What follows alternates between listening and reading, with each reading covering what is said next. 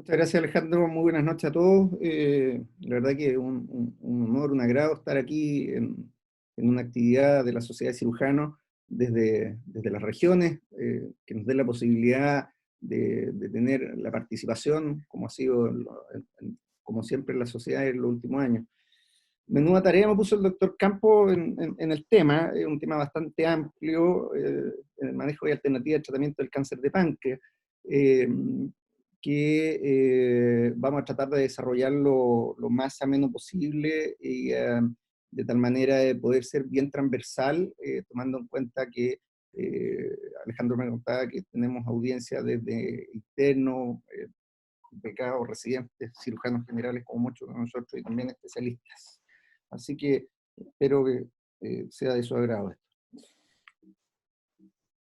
Eh, a ver, cáncer de páncreas, en nuestra ruta vamos a hablar algo de epidemiología, vamos a hablar de la clínica, del diagnóstico y la etipificación, vamos a hablar de un concepto que es la resecabilidad, que es un concepto que a mi entender es un concepto bien clave en el manejo del cáncer de páncreas, y vamos a hablar un poquitito de las complicaciones o de algún estándar de tratamiento quirúrgico. Eh,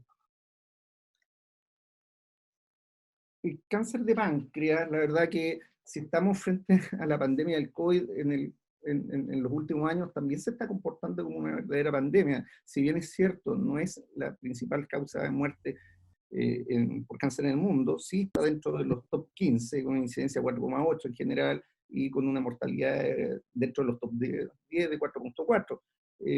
Estados Unidos, uno de los países que tiene una alta incidencia anualmente, estas son estadísticas del año pasado, del 2019, tuvo 23.000 casos.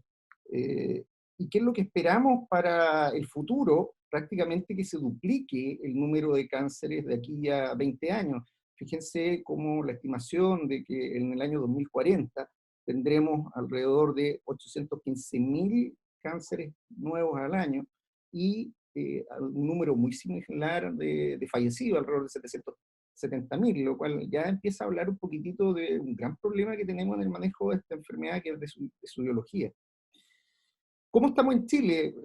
Por supuesto, en estadísticas estamos bastante mal, porque no pude encontrar estadísticas oficiales de parte del Ministerio, tomando en cuenta que además la página del Ministerio del DEIS está en remodelación y no funciona.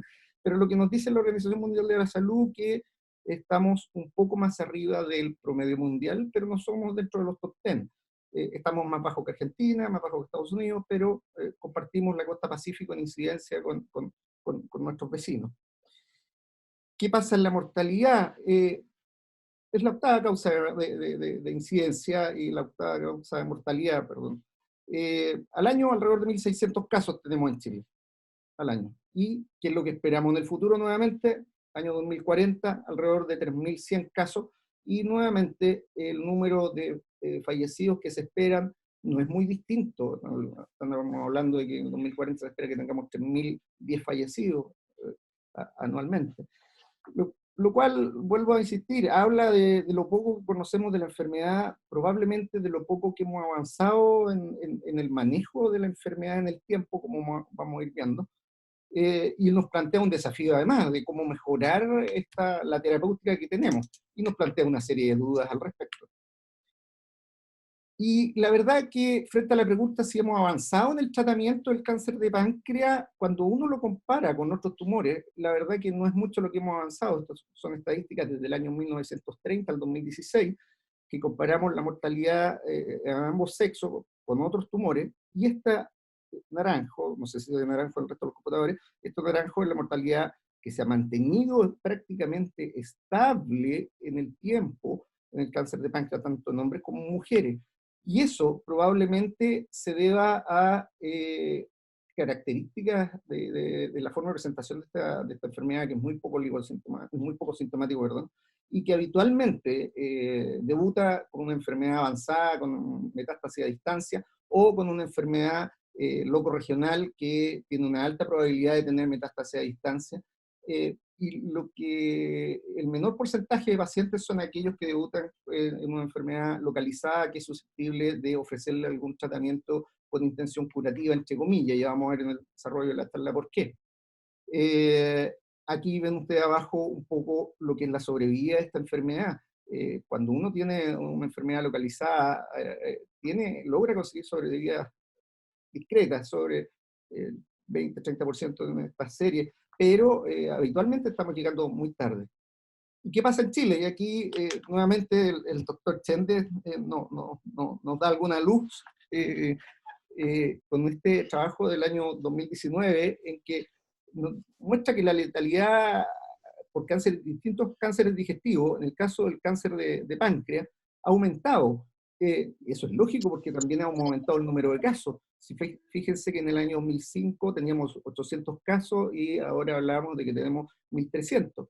Pero es curioso que esta letalidad haya aumentado, en tanto cuanto también estamos tratando, en teoría, mayor número de pacientes, porque el número de resecciones desde el año 2011 al 2016, el número de resecciones hepáticas, perdón, pancreáticas, han aumentado bastante en nuestro país. Eso habla de que hemos progresado desde el punto de vista técnico, hemos progresado en la cirugía, más no hemos logrado progresar en el manejo, en el tratamiento de esta enfermedad, porque, vuelvo a insistir, desconocemos muchas cosas de esto. Esta enfermedad es una enfermedad compleja, que hay factores de todo tipo involucrados, tanto del paciente, de la enfermedad, del tratamiento. Es una enfermedad muy oligosintomática, como hablábamos. Se acompaña habitualmente de mala absorción, desnutrición, son pacientes que llegan en malas condiciones muchas veces, pacientes que tienen mucha comorbilidad asociada, son pacientes añosos, el mayor número de casos se presenta después de la sexta etapa de la vida. Puede tener episodios de infecciones intercurrentes, entiéndase colangitis, que requieren un tratamiento y que tienen mortalidad asociada. Se produce que estos pacientes pueden tener una baja adhesividad, una baja adhesión a los tratamientos sistémicos, y lo vamos a ver más adelante, que no un porcentaje no despreciable de pacientes abandona el tratamiento sistémico en una enfermedad que por definición es sistémica. Hay factores que son propios de la enfermedad. No conocemos el comportamiento biológico de la enfermedad. Se estima que este órgano que tiene la capacidad de funcionar en varios ámbitos, hay un factor importante en que no logremos el tratamiento sistémico, no logremos el tratamiento con quimioterapia, que es el estroma. Este estroma le daría cierta resistencia a los tratamientos de quimioterapia probablemente. Es algo que probablemente en el tiempo vamos a empezar a conocer un poco más. Efectivamente hay falta de terapia efectiva, valga la redundancia. Tiene una avidez por los órganos locales, tiene una avidez por lo que tiene alrededor. Tiene un rápido compromiso local, entre comillas, porque habitualmente cuando hablamos de un paciente que tiene compromiso local, estamos hablando ya que es un paciente que tiene una rápida diseminación sistémica. Y hay factores del tratamiento, como hablábamos, el tratamiento sistémico y el tratamiento quirúrgico tiene una morbilidad asociada no despreciable, que la vamos a conocer. Ahora, hay cosas que tienen que ver con la anatomía de por qué este tumor avanza tan rápido o lo detectamos tan tarde. Primero está en el retroperitoneo, muy oligosintomático. Está rodeado de varias estructuras vasculares y al tener una avidez por la diseminación linfovascular, rápidamente se puede ir diseminando a través de las vías linfáticas a otra parte de nuestra economía. Si ven ustedes los tumores de cabeza de páncreas rápidamente pueden invadir estructuras vasculares y de ahí saltar a una enfermedad sistémica. De tal manera que hay factores anatómicos de por medio. Ahora bien, si sabemos que esta enfermedad tiene una alta letalidad que se ha mantenido en el tiempo y que no hemos logrado avanzar mucho, busquemos factores y grupos de riesgo. Lamentablemente esos factores de riesgo no han sido patognomónicos de esta enfermedad. Hay antecedentes familiares, ya está descrito el cáncer de páncreas familiar, que tiene un riesgo relativo hasta el 5 veces en la población normal. Hay el tabaquismo, el alcoholismo, la obesidad, diabetes mellitus. pero que no son cosas propias de la enfermedad y que es muy difícil que podamos hacer algo y es muy difícil que podamos hacer un screening sobre este grupo de pacientes para conseguir un diagnóstico precoz de la enfermedad. Pacientes con pancreatitis crónica. Hay enfermedades que claramente tienen una asociación con cáncer de páncreas, pero son tremendamente raras y por ser tremendamente raras no logramos tener un screening efectivo en esas pacientes porque además cuando han hecho screening, y de hecho hay estudios al respecto, que por ejemplo pacientes con poliposis familiar o hereditario de mama ovario, carcinoma colorectal no polipósico, poliposis familiar, adenomatosa, se le empieza a hacer screening por cáncer de páncreas a partir de los 50 años, pasan dos cosas. Uno, que no se logra la detección precoz, por lo tanto ya el screening no sirve. Y segundo, no logramos disminuir la mortalidad de la enfermedad. Y el otro grupo de riesgo, que probablemente sí esté más cercano a nuestra práctica habitual, son aquellos pacientes que tienen lesiones pancreáticas, como puede ser la IPMN de rama principal, la neoplasia papilar mucinosa de rama principal, que tiene un riesgo elevado y que requiere un riesgo aumentado, perdón, y que requiere que la tengamos en control, y la neoplasia quística mucinosa, que más que control requiere que la operemos.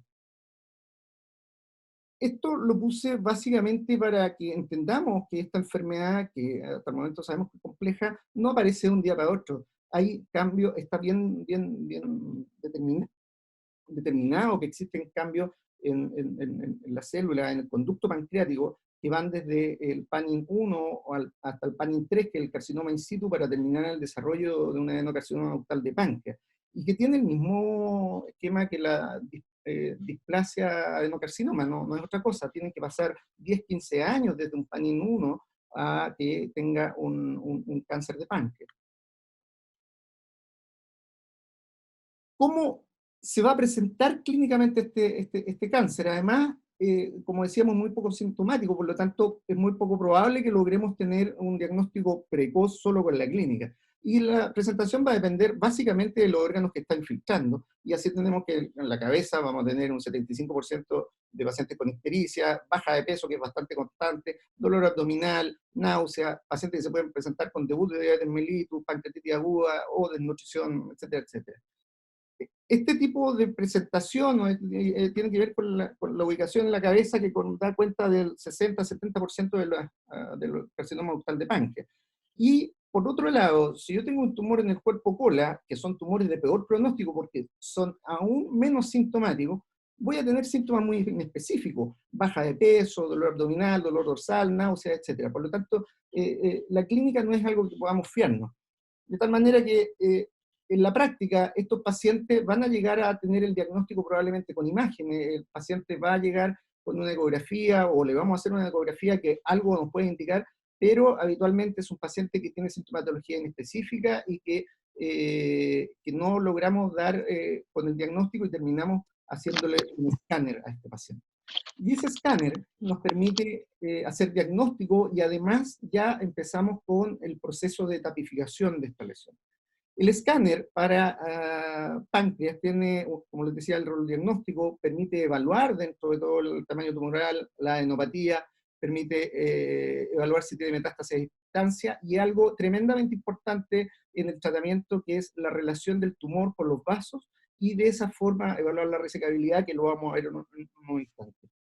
Si uno ve las imágenes y evidencia, perdón, que, o valora junto con el radiólogo que este tumor de páncreas tiene relación con los vasos, eso tiene un valor predictivo positivo bastante alto en el escáner. El escáner es muy buen examen para decir, ¿sabe qué? Este paciente tiene un compromiso vascular asociado. Además de permitirnos todo esto, es tremendamente importante en el tratamiento y que lo tengamos todos claro, y que yo sé que así es, nos dedicamos a esto, es que nos permite evaluar la anatomía vascular, que es clave en el desarrollo de una cirugía, y buscar alteraciones anatómicas que están presentes en toda la población, pero además evaluar la anatomía venosa, evaluar la anatomía de la porta, de la mesentérica, la unión portomesentérica, evaluar la anatomía de la arteria mesentérica superior.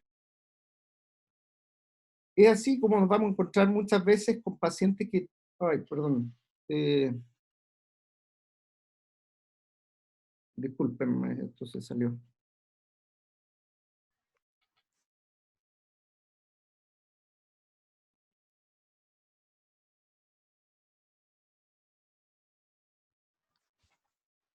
Mientras tanto, Marcelo, te aprovecho de contar que entre los asistentes, bueno, tenemos a otros profesores muy distinguidos. Tenemos a la doctora Ana María Pacheco, que la semana pasada, junto al doctor Pablo Tolino, que también está entre los asistentes, hicieron una tremenda presentación, o sea, como profesores invitados en el de trauma abdominal.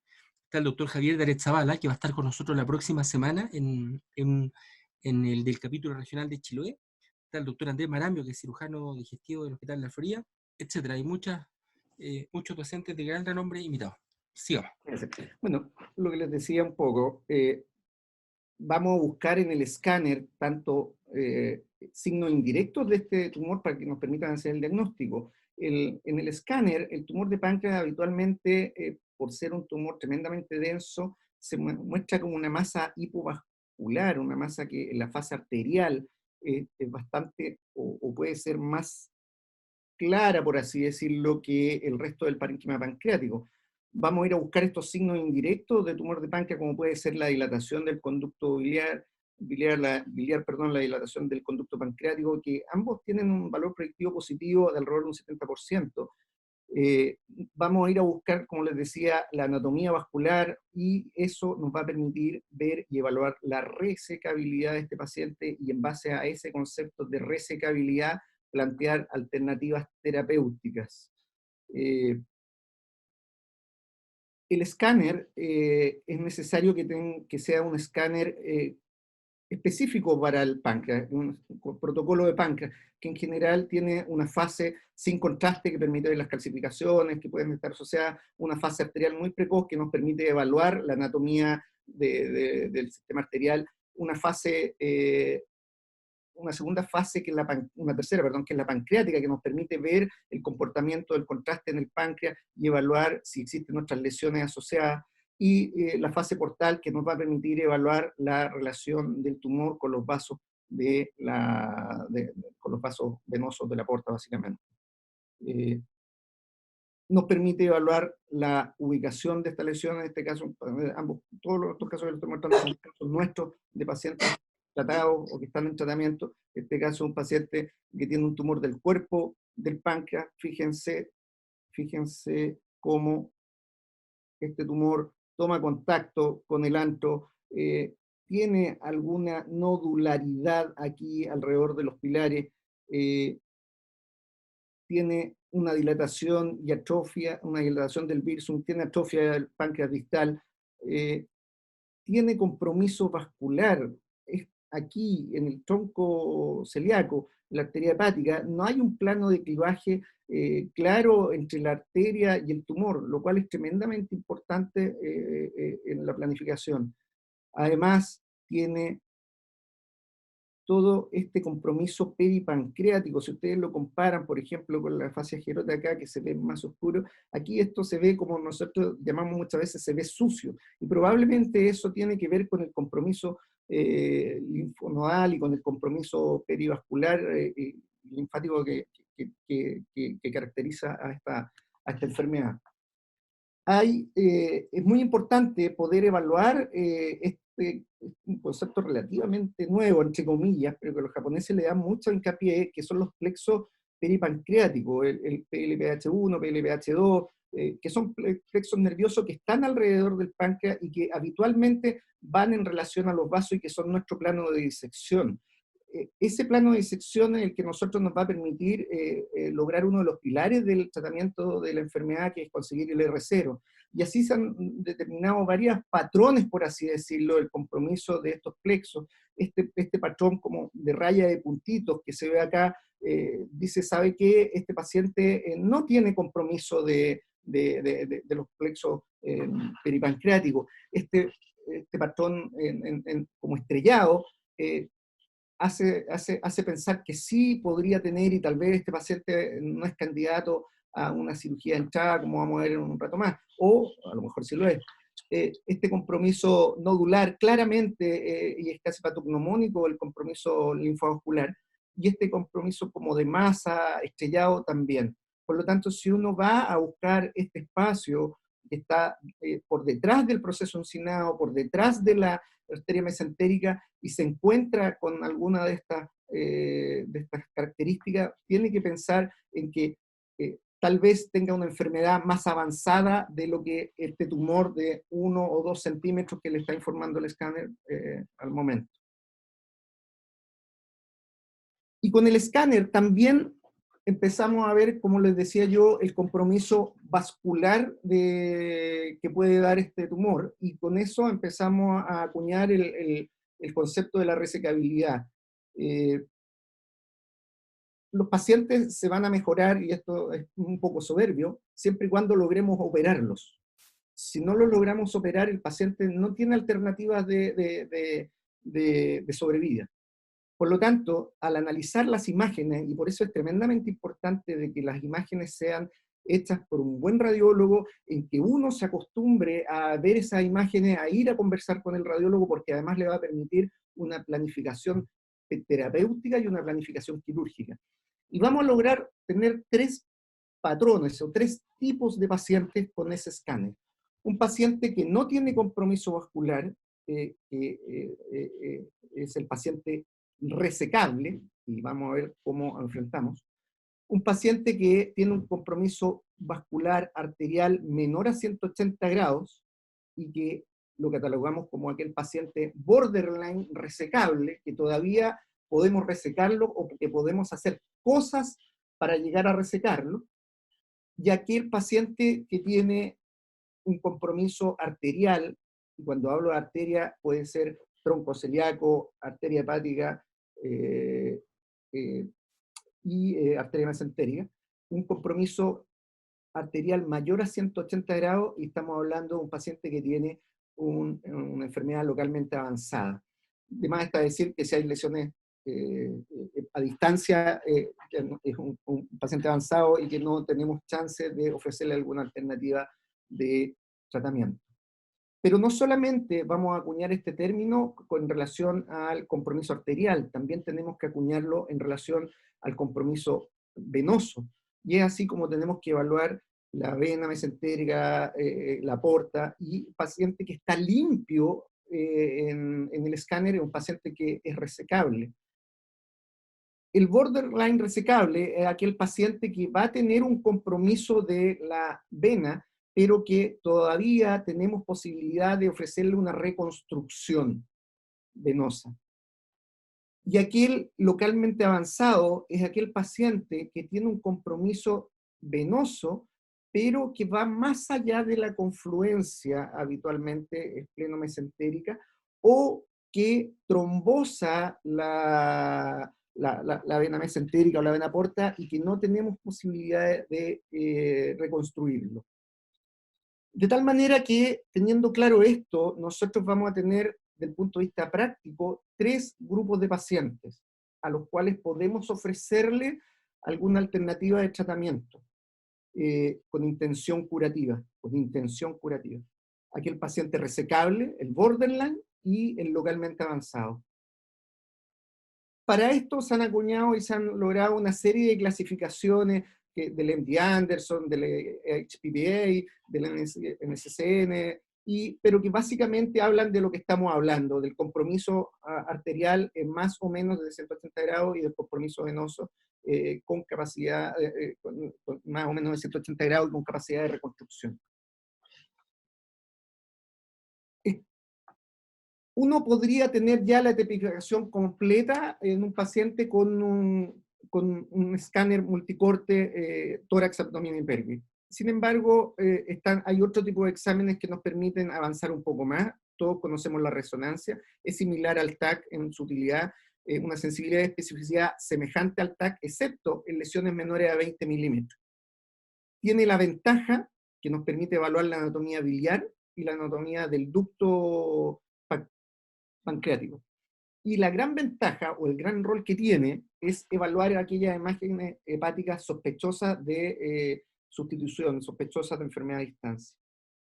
La econdoscopía, un examen que tiene una mejor sensibilidad que el TAC en lesiones de 20 milímetros y que la resonancia incluso, y tiene una mejor sensibilidad que el TAC en la evaluación del tamaño tumoral, por lo tanto nos va a permitir tener un mejor estadiaje desde el punto de vista del TNM.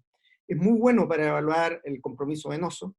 Se puede agregar elastografía, que es mediante un software. Nosotros no lo tenemos acá en la cuarta región, lamentablemente la elastografía sí tenemos en la sonografía y probablemente la única parte donde tengamos en Santiago.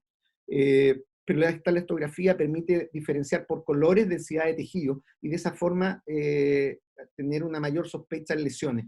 Y por último, la econdoscopía tiene la gran ventaja que es un procedimiento que nos permite tener una muestra de tejido en aquellos pacientes que es perentorio o es necesario tener una biopsia para iniciar algún tipo de tratamiento.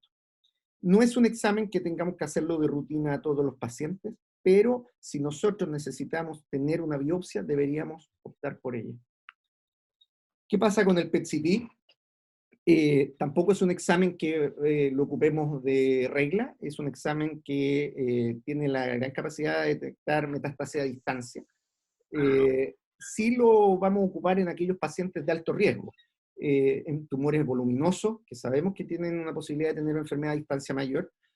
Cuando tenemos un paciente con un marcador del CA19-9 elevado, en tumores borderline, que nos va a permitir evaluar lesiones a distancia, y también en aquellos pacientes que por comorbilidad puedan ser catalogados como borderline, porque la verdad que una cosa es la clasificación anatómica del borderline, pero otra cosa es si este paciente es capaz de soportar un tratamiento que puede llegar a ser muy agresivo. Por lo tanto, ahí el PET-CT tiene un muy buen rol en definir enfermedad a distancia y en definir el real compromiso que linfonodal que pueden tener estos pacientes muy limítrofes en su capacidad. Y en el último tiempo está apareciendo como una alternativa que se está evaluando a la respuesta, para evaluar la respuesta a la neoadjuvancia. Hay que recordar que este examen mide de alguna u otra forma la captación de un radiofármaco y eso se podría correlacionar con la viabilidad de células tumorales. Por lo tanto, si en un paciente fue sometido a neoadjuvancia, tengo una captación menor, que es lo que se conoce como un submáximo, tengo un sub menor, podría ser una respuesta a la adjuvancia. ¿Qué pasa con los marcadores biológicos de esta enfermedad? Básicamente el único que está validado el CA19-9, que tiene una sensibilidad del 80 y una especificidad de un 85%. Pero no hay que olvidarnos que hay otras enfermedades que lo pueden elevar. Básicamente hay que tener mucho ojo en la ictericia obstructiva, la colangitis, pancreatitis, en enfermedades inflamatorias del páncreas. Hay un 15% de pacientes con cáncer de páncreas que tienen valores normales, y hay pacientes con cáncer de páncreas avanzado, metastásico incluso, que no son capaces de elevar el CA19-9 por el grado de desdiferenciación del tumor. No se recomienda para tamizaje, y eso habitualmente uno lo ve en su práctica diaria, que llegan pacientes con una batería de exámenes, entre los cuales hay una serie de marcadores tumorales que llegan muy asustados a la consulta porque este marcador está elevado una pequeña cantidad. Sí, y donde está su valor es en el seguimiento y pronóstico. Y eso tiene que ver con una serie de estudios en que se han visto, estos son dos estudios, uno del año 2006 y el otro bastante reciente, creo que es del año pasado, en que pacientes que tienen un CA19-9 preoperatorio elevado tienen una curva de sobrevida peor una vez tratados con cirugía, tienen una curva de sobrevida peor que aquellos pacientes que bajan el CA19-9 después del tratamiento.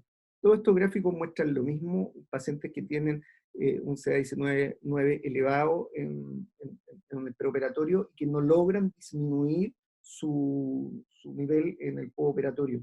Tienen una sobrevida peor. Y también se ha relacionado con el estadio de la enfermedad. Pacientes que tienen un CA19-9 muy elevado, son tumores más voluminosos, tienen un mayor riesgo de tener metástasis a distancia, a pesar de que no seamos capaces de identificarla. De tal manera que ya teniendo un acercamiento desde el punto de vista diagnóstico a la enfermedad, muchas veces ya vamos a tener incluso histología por la endoscopía, vamos a tener el tamaño tumoral, vamos a poder tener evaluación de los linfonodos que pueden estar. Uno podría ver y clasificar estos tumores, y todos conocemos la clasificación de la NCCN, y que no vamos a ahondar mucho más. Pero sí tenemos que tener claro que la sobrevida de estos pacientes depende de, obviamente, el tamaño tumoral, que depende del compromiso linfonodal, y que está muy claro que ya un linfonodo comprometido hace que las curvas de sobrevida caigan en forma importante. Y va a depender, obviamente, de la presencia de metástasis a distancia, que como pueden ver ustedes, la sobrevida, incluso con el mejor de los tratamientos, es muy mala. Y en este mundo que ya empezamos a abrir, que habla de la enfermedad resecable, borderline resecable, este es el panorama. Los pacientes llegan habitualmente, la minoría, en una etapa en que podemos resecarlo, y que tenemos, con el mejor de nuestro tratamiento, sobrevida a 5 años alrededor de un 20%. Un grupo muy importante de pacientes, entre un 10 a un 20%, va a llegar con compromiso vascular, pero que todavía lo podemos resecar, que el borderline, con sobrevida menores al 5%. La mayoría van a llegar avanzados, un 30% localmente avanzado y que es irresecable, pero que, ojo, no es un paciente que podamos, o que digamos, sabe que no podemos hacer nada más, hay alternativas y podemos llevarnos sorpresa. Y el paciente metastásico, que la verdad que no tiene sobrevida prácticamente, pero no por eso lo vamos a dejar abandonado. De tal manera que, ¿cómo tratamos estos grupos de pacientes? Hay que poner claro algunas cosas. El tratamiento quirúrgico es la única alternativa con intención curativa que aporta una sobrevida mayor. Lamentablemente, no más allá de un 20% de los pacientes son candidatos a resecciones, por tantas razones. Hay metástasis a distancia, porque hay carcinomatosis, porque está la estructura vascular comprometida. En esta enfermedad es difícil conseguir el R0, que es un factor pronóstico tremendamente importante, y esa dificultad está dada por la anatomía de la zona y por el comportamiento de la enfermedad. Tenemos invasión vascular, perineural, linfática. Sin embargo, hay un 25% de pacientes que en algún momento catalogamos de irresecables, que podrían resecarse. Y esa resecabilidad, vuelvo a insistir, que depende del compromiso sistémico, del paciente y del compromiso vascular. Es así como estos tres grupos tienen un comportamiento muy distinto en cuanto a la posibilidad de tener un riesgo mayor de tener márgenes comprometidos por neoplasia. El paciente que es resecable tiene un poco riesgo de tener un margen comprometido, en teoría. El que es borderline tiene un riesgo mayor, y el localmente avanzado, francamente, va a tener un borde comprometido si lo vamos a operar de entrada. Por lo tanto, aquí empieza a aparecer este concepto de la neoadyuvancia, en el cual lo que pretende es desplazar un poco esta curva, en hacer que logremos tener una mayor tasa de éxito, sobre todo en conseguir el R0. Ahora, más que de tratamiento, hablemos de estrategias terapéuticas. Y así que es que cuando nos enfrentamos a un paciente resecable, tenemos dos caminos. Uno es lo que se ha llamado la cirugía de frente, o el upfront surgery, en el cual vamos primero a la cirugía y después a la adyuvancia, y vamos a hablar por qué. O tenemos este camino que está apareciendo y que parece tener lógica, que vamos a una neoadyuvancia o un tratamiento perioperatorio y cirugía. La adyuvancia, perdón, aquí me faltó arriba una cosa. ¿Cuál es la racionalidad de a este paciente que logramos resecar, darle adyuvancia? Y la racionalidad está dada por esta serie de estudios, o algunos de estos estudios que son estudios randomizados de buena calidad, que muestran que cuando uno no le da adyuvancia a ese paciente, tiene una muy mala sobrevida. Pero si le damos adyuvancia con alguna droga, puede ser gemcitabina, 5-fluorosiloleucovorina, o gemcitabina más capecitabina, logramos mejorar la sobrevida, la mediana sobrevida, llegando o extendiéndonos hasta 30 meses en algunos casos, que es casi el doble de lo que logramos darle con solo la cirugía. Y eso se ha visto en estos estudios, que son los estudios SPAC, en el cual esta línea negra, perdón, esta línea café que está acá, es la sobrevida que le damos a los pacientes sin adyuvancia. Cuando empezamos a agregar algún tipo de droga, como hablábamos de gemcitabina, 5-fluoracilo, o en el último SPAC4, que es gemcitabina más capecitabina, logramos mejorar la sobrevida en el tiempo y podemos llegar a sobrevida de 30, 40% a 60 meses o 5 años en pacientes que están resecados.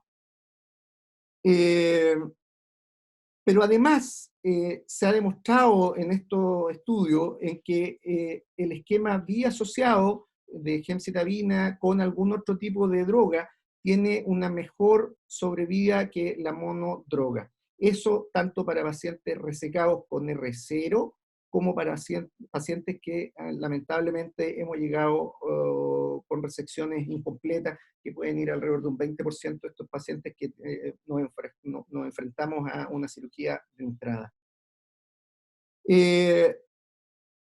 ¿Qué otro esquema terapéutico de quimioterapia disponemos para mejorar esta escasa o mala sobrevida que tenemos en este grupo, que es nuestro grupo estrella, este grupo del 20% de pacientes que logramos resecar? FOLFIRINOX, un esquema que ya lleva tiempo, pero que tiene algunos problemas básicamente de toxicidad. Pero si logramos obviar ese problema, logramos que nuestro paciente complete, tenemos una sobrevida importante de casi 40% de mejoría en la sobrevida libre de enfermedad y de duplicar la sobrevida en meses a casi 55-60 meses, pero a un costo de tener mayores efectos adversos.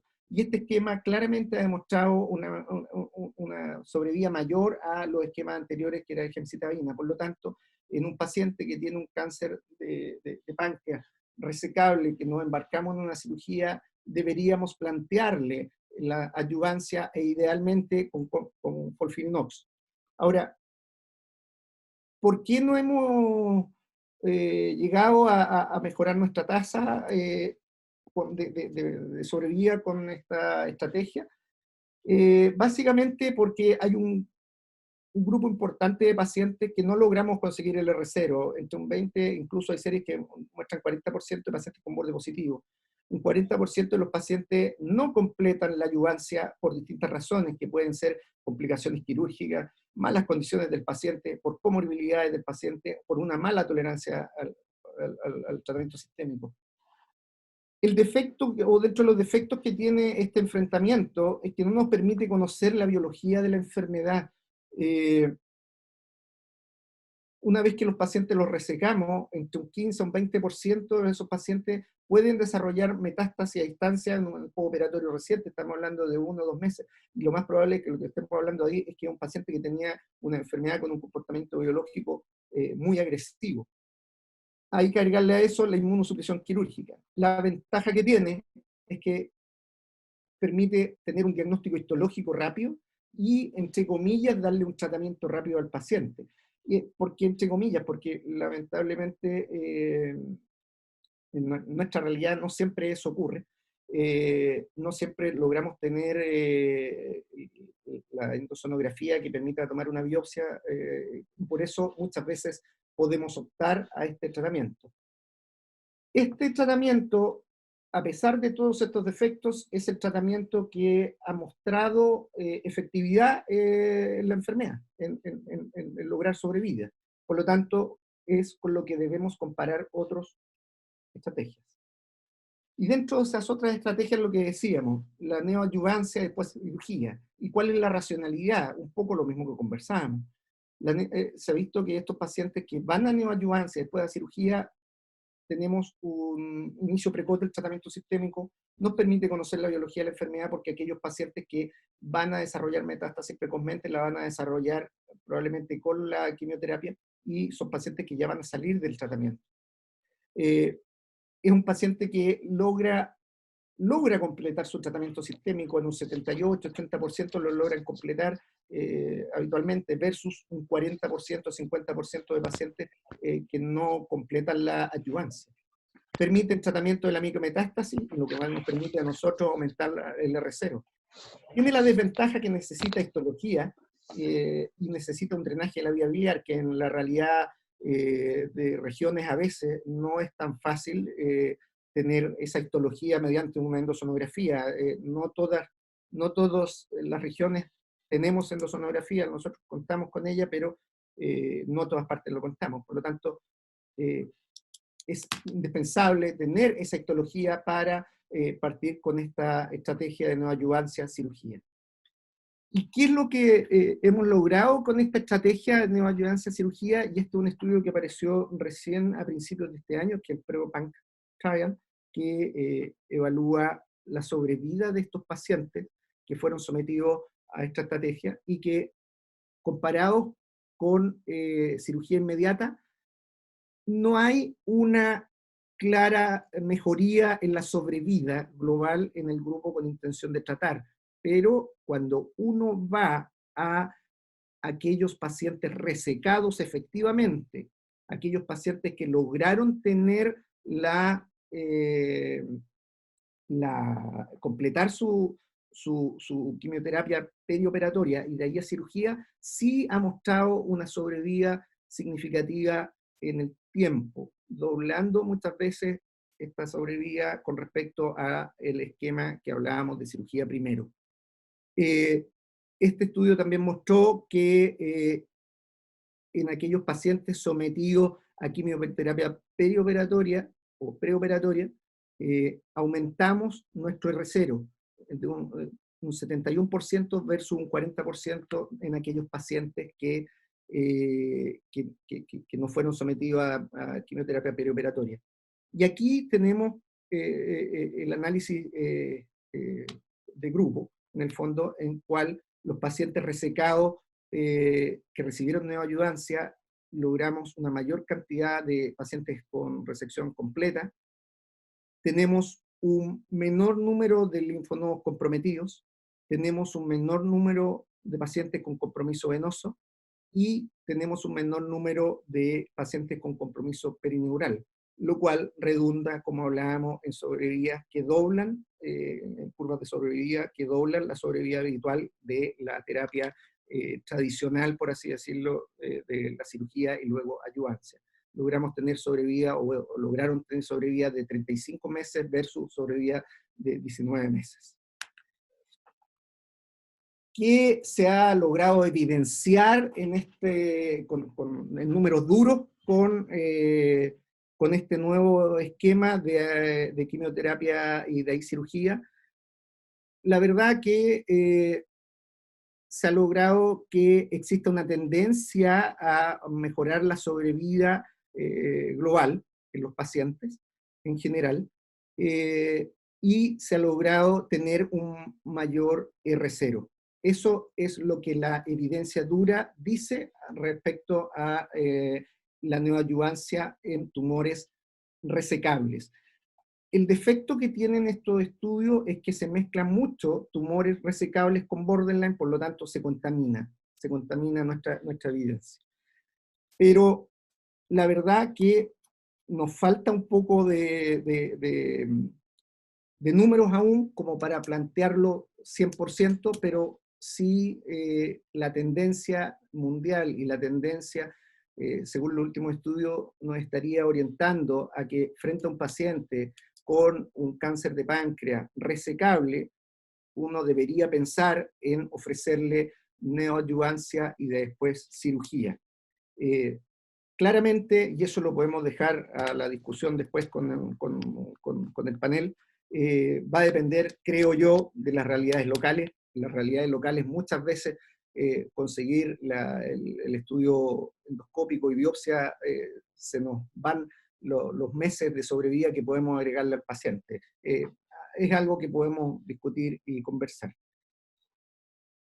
Tenemos este otro grupo de pacientes que son los borderline resecables y los localmente avanzados y resecables, que hace algún tiempo no teníamos muchas alternativas de tratamiento, pero que la verdad tienen ciertas características, que son que estas pacientes, si vamos a operarlos de entrada, tenemos un alto riesgo de resecciones R1 ni siquiera, y R2 mayor, con un alto número de compromiso de los bordes, alto riesgo de metástasis oculta, pero que cuando a estos pacientes les damos neoadyuvancia, un 25% de los tumores borderline podrían ir a la resección, lo cual ya vamos avanzando en lo pesimista que éramos en un principio. Y de los tumores localmente avanzados, que hasta hace un tiempo no teníamos mucho más que hacer, hasta un 9% de ellos pueden ir a la resección. ¿Y qué se ha logrado con esta estrategia de neoadyuvancia en los tumores borderline y en los tumores localmente avanzados? Se ha logrado mejorar la sobrevida, sí, a 18 meses en promedio versus menos de 12 meses. Pero sí logramos que este paciente que era borderline o que este paciente que no era resecable en algún momento, lleguemos a convertirlo en resecable, y probablemente ese otro concepto que va a empezar a aparecer en el tiempo, que es la quimioterapia de conversión. Logramos tener sobrevidas bastante mayores que si no hiciéramos nada, o que la sobrevida promedio de 18 meses, nos vamos saltando a 26 meses. La quimioterapia sola da una sobrevida de 21 meses en promedio. La quimioradioterapia, y esto es curioso, que en este metaanálisis vio que la radioterapia era un factor negativo en la sobrevida, pero la verdad que todo está orientando a que debería ser quimioterapia más que quimioradioterapia, pero vuelvo a decir que falta evidencia de alguna otra forma. En este estudio un poco se muestra lo mismo.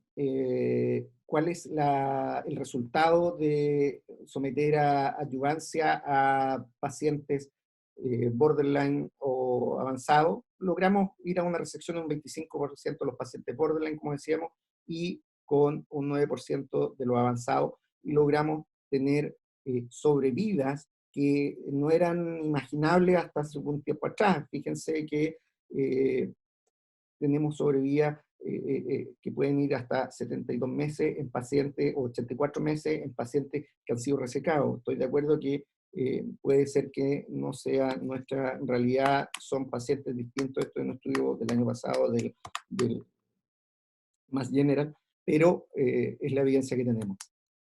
Pero bueno, el único tratamiento que tenemos a la mano probado, entre comillas, y que le da sobrevida a los pacientes es la resección. Y esa resección va a depender de la ubicación del tumor, qué tipo de resección le vamos a ofrecer. Y básicamente, si el tumor está en la cabeza, obviamente que va a ir a una pancreatodenectomía, o una pancreatectomía cefálica, con o sin resecciones vasculares, y ahí podemos discutirlo también en el panel. Si el tumor está ubicado en la cola, les pido disculpas porque no tenía una foto de cirugías nuestras de los tumores distales, curiosamente, vamos a ir a una pancreatectomía distal. Y si tenemos un compromiso del cuello, un compromiso difuso del páncreas, o un tumor ya sea que sobrepasa el eje mesentérico, probablemente vamos a tener que ir a una pancreatectomía total. Si vamos a hablar de algunas cosas de cirugía, lo que el doctor Campos nos pidió es que habláramos del tratamiento, pero no podemos no hablar del tratamiento sin hablar de cirugía. Hay que estandarizar algunas cosas y poner algunos conceptos en claro. ¿Cuál es la pancreatectomía estándar que tenemos que tener? Y eso tiene que ver con la linfadenectomía estándar versus la linfadenectomía extendida. La pancreatectomía estándar tiene que ir necesariamente con los linfonodos del pedículo hepático, periportales, los linfonodos de la arteria hepática, los linfonodos de la cabeza del páncreas, y aquellos linfonodos que están a la derecha de la arteria mesentérica. ¿Y por qué? Porque ese es el plano que nos va a permitir tener un R0. En la pancreatectomía distal tenemos que tener los linfonodos del hilio esplénico, los linfonodos de la arteria esplénica, los linfonodos del tronco celíaco que están a la izquierda del tronco celíaco, y los linfonodos de la vena mesentérica inferior.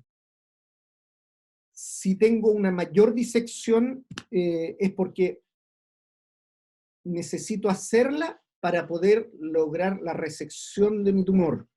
Del punto de vista de cuántos linfonodos necesito, el mínimo son 15. ¿Y por qué, perdón, no necesitamos hacer una linfadenectomía extendida, sino que esta estándar? Porque hay múltiples estudios que evidencian que la linfadenectomía extendida tiene una mayor morbilidad, tiene un mayor tiempo quirúrgico, tiene una mayor efectos sobre la absorción, sobre los pacientes que quedan con una diarrea crónica cuando se abordan los linfonodos del grupo 16, los de la arteria mesentérica superior completo, o sea, tanto a la izquierda como a la derecha de la arteria, hay unos pacientes que tienen mucha diarrea, y lo que es más importante, no hay efecto en la sobrevida. Si nosotros queremos ir a hacer una disección linfonodal más extensa de la que está recomendada, solamente va a ser para etapificar si esos linfonodos están positivos o no, pero no va a tener un efecto en la sobrevida. Sí hay que tener en cuenta que el ir a mapear algunos linfonodos puede ser importante en pacientes de alto riesgo quirúrgico por comorbilidades o en alto riesgo de enfermedad sistémica. Y que tal vez en ese contexto de un paciente frágil o un paciente borderline, el tener comprometidos, por ejemplo, los linfonodos intercabórticos, pueda hacer cambiar el esquema quirúrgico y no ir a una cirugía resectiva, sino que a una cirugía paliativa. Otro punto en cuanto a la cirugía tiene que ver con las resecciones vasculares, dejar muy sentados que las resecciones vasculares venosas se hacen con el objetivo de lograr el R0, no es otro el objetivo, y de tal manera que al lograr el R0 mejoremos nuestras curvas de sobrevida. Aquí hay unas curvas de sobrevida que nos muestran que si yo tengo 0 borde comprometido, 1 o 2 o 3 bordes comprometidos, mi sobrevida disminuye. Por lo tanto, yo voy a ir a resecar la vena mesentérica, la confluencia, la porta, en tanto cuanto me permita tener un R0. Si lo puedo evitar, no tiene ninguna razón de ser resecarlo. Y hay clasificaciones de parte de muchos para poder hacer estas resecciones que tienen que ver esto netamente con técnica. ¿Qué es lo que dice la evidencia dura con respecto a las resecciones venosas? Es que son posibles perfectamente desde el punto de vista técnico. No hay un cambio en la mortalidad de los pacientes, porque probablemente aquel paciente que tiene un compromiso vascular ya tiene un compromiso linfonodal bastante más extenso. No hay un cambio en la morbilidad de aquel paciente que yo le voy a ir a hacer una resección vascular, pero sí pudiese haber una mejoría en la sobrevida una vez tratado, ¿ya? De tal manera que si yo necesito hacer una resección venosa, no tengo ninguna contraindicación para hacerla. ¿Qué pasa con las resecciones arteriales? Ahí estamos complicados. En general, siempre hay excepciones, porque las resecciones vasculares arteriales tienen una mayor mortalidad, no tienen ningún efecto en la sobrevida, y no tienen efecto en general en lograr un R0 claro. Si yo tengo compromiso arterial, lo más probable es que tenga compromiso linfático o perivascular más allá de la arteria que voy a resecar. Excepciones hay siempre, y probablemente en tumores del cuerpo de páncreas que que responden a la quimioterapia, con lo cual estamos hablando de que estamos evaluando el comportamiento biológico de la enfermedad, sí se puede ir a hacer resecciones arteriales, básicamente el Appleby, que es la resección del tronco celíaco, con nuestras consideraciones a tener en cuenta desde el punto de vista quirúrgico. Pero ya ven ustedes que el agregar una resección arterial en general no excepto en pacientes muy seleccionados y por grupos muy expertos y muy seleccionados. Y por último, una última consideración en el tratamiento que tiene que ver con la fístula pancreática. ¿Y por qué lo puse? Básicamente porque este es el talón de Aquiles del tratamiento quirúrgico, o uno de los más importantes, si no el más importante, y que va a hacer que este paciente que fue a la cirugía no logre completar su tratamiento sistémico, o ni siquiera vaya a ir a un tratamiento sistémico, o simplemente que se muera. Y ahí en la fístula pancreática está la clasificación de la ISGPF, que cambió en el año 2016, y que habitualmente esta fístula, y favorablemente para nosotros los cirujanos, la más frecuente es la fístula bioquímica, que dejamos ya de llamarla fístula pancreática, porque es solamente porque tenemos la costumbre y tenemos estandarizado que tomamos amilasa, lipasa de drenaje en el tercer día y en el quinto día operatorio para diagnosticar la fístula. Hay algunos centros y algunos estudios que se toman al primer día, pero básicamente como factor predictor de fístula. Pero desde el punto de vista del diagnóstico de la fístula la vamos a tomar al tercer día. Y vamos a tener una fístula tipo A, que es la bioquímica, que no tiene ninguna repercusión clínica y que esos pacientes, como vemos acá, se van a recuperar rápidamente, que no van a tener ninguna repercusión sistémica. Pero también podemos tener la fístula tipo B, que favorablemente tiene un 10 a 12% de prevalencia menos, y la mortalidad es rara, y que es susceptible de tratamiento percutáneo, endoscópico, radiografía intervencional, perdón, o simplemente mantener el drenaje hasta el momento en que consideremos que esa fístula ya está cerrada y que tiene esta evolución más larvada, pero que también va a ir favorablemente a recuperarse.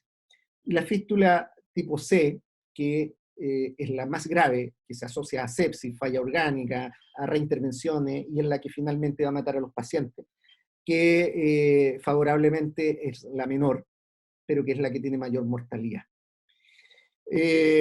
Ahora, esta fístula no la hemos logrado disminuir en el tiempo, a pesar de todos los esfuerzos. No hemos logrado disminuir la tasa de filtraciones anastomóticas de la pancreato yeyuno o la pancreato gastro, y ahí pues, es otro tema que podemos debatir. Es distinto también tener una fístula pancreática después de una resección cefálica, que tener una fístula pancreática después de una resección del cuerpo cola. Y más que hablar de la fístula como tal, hablemos de factores que podemos modificar. La verdad que conocemos poco, pero mucho de esta fístula pancreática. Es tremendamente complejo el tema.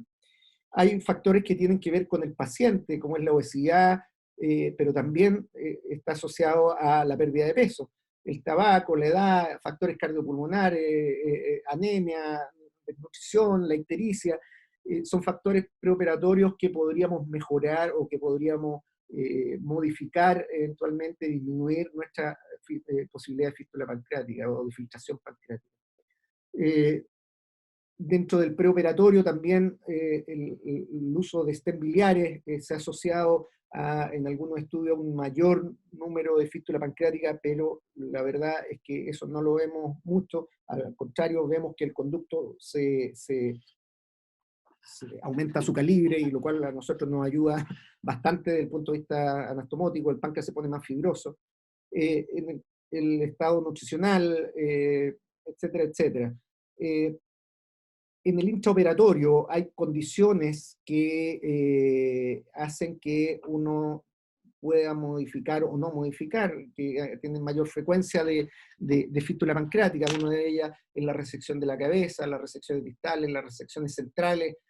Todavía tienen una tasa mayor de filtración porque tenemos dos lugares en los cuales puede filtrar. Las enucleaciones, hay que ser cuidadosos. No podemos hacer una enucleación de alguna lesión mientras tengamos comunicación con el conducto de Wilson. Y en el tipo de anastomosis, que probablemente es lo que más uno podría debatir, para disminuir la fístula pancreática, pero sin embargo se cuentan más de 60 tipos de técnicas o de formas de hacer la anastomosis pancreática. Cuando hay muchas soluciones para un problema, lo más probable es que ninguna sea la adecuada.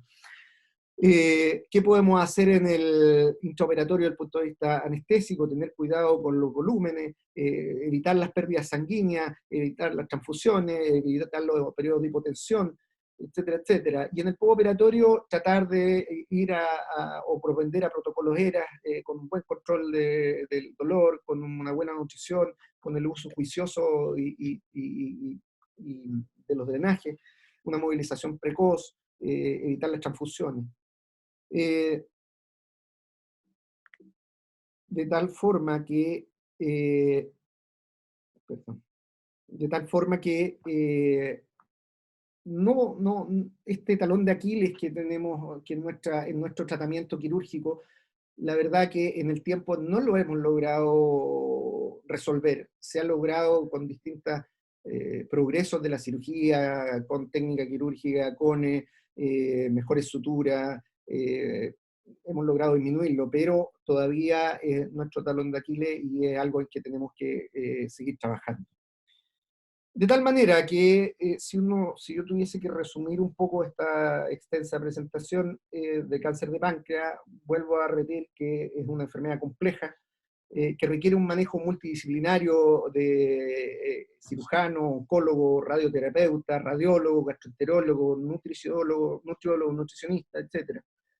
Que es clave la buena y adecuada evaluación de la resecabilidad, que va a ser nuestro pivote, nuestro punto de inflexión para plantear algún tipo de tratamiento, dado que la cirugía es el tratamiento que nos ofrece mejor resultado. La neoadyuvancia claramente es una alternativa en tumores resecables y es algo que tenemos que evaluar tal vez con mayor, mirarlo con otros ojos, propender tal vez a eso, porque ha demostrado que tiene mejores resultados. La neoadyuvancia para tumores borderline y localmente avanzados es la alternativa que tenemos para ofrecerle algún tipo de resección a los pacientes. No pretendamos ir a resecar pacientes localmente avanzados de entrada. En los borderline muchas veces uno se enfrenta a alguna disyuntiva, pero sabiendo que probablemente va a tener un resultado menor a que si fuera a una neoadyuvancia. Y debemos conseguir un R0 y trabajar en disminuir la morbimortalidad de los tratamientos. Eso, muchas gracias. Espero que hayamos aclarado algunos puntos. La intención de esto era sobre todo poner en la mesa el tema de la neoadyuvancia, más como alternativa al tratamiento, siendo yo quirúrgico, pero me parece que es ahí donde tal vez tenemos que apuntar. Muchas gracias.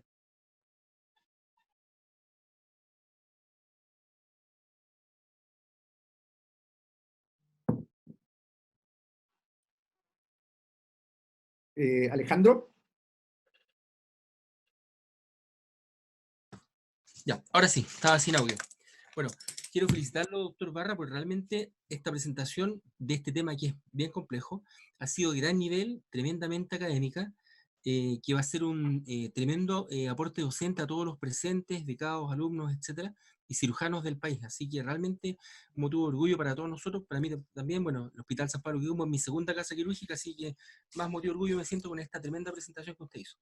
Voy a pasar ahora a las preguntas que vamos a hacer, que vamos a seleccionar algunas del chat y otras que tenemos, a los profesores invitados. Tenemos al doctor Castillo, del Hospital Clínico de la Universidad de Chile, al doctor Jorge Martínez, de la Universidad Católica, y al doctor Carlos García, también de la Universidad de Chile, del Hospital San Borja Herrera. La primera pregunta, en cuanto a las formas de reconstrucción pancreática, ya sea una pancreato gastroanastomosis o una pancreato yeyunoanastomosis, ¿en qué escenario prefiere cada uno una u otra?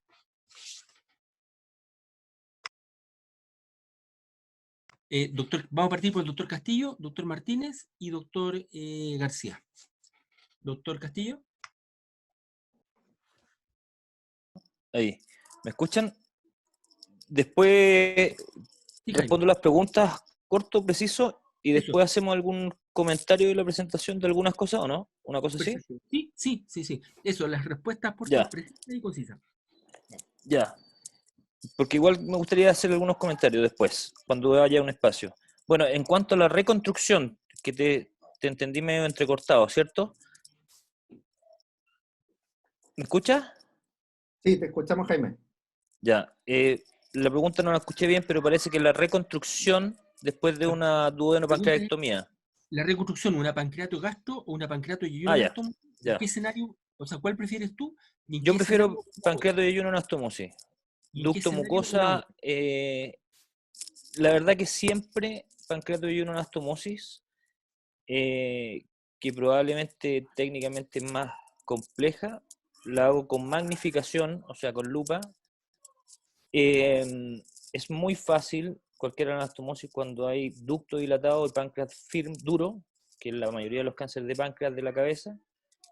Y algunos, pero yo personalmente prefiero pancreato y uno siempre, pero algunos se puede intentar una pancreato gastro cuando el ducto es muy fino y uno no lo ve, que es infrecuente en los cánceres de páncreas. Yo prefiero pancreato y uno, ducto mucosa, técnica de Blumberg. Gracias. Doctor Martínez,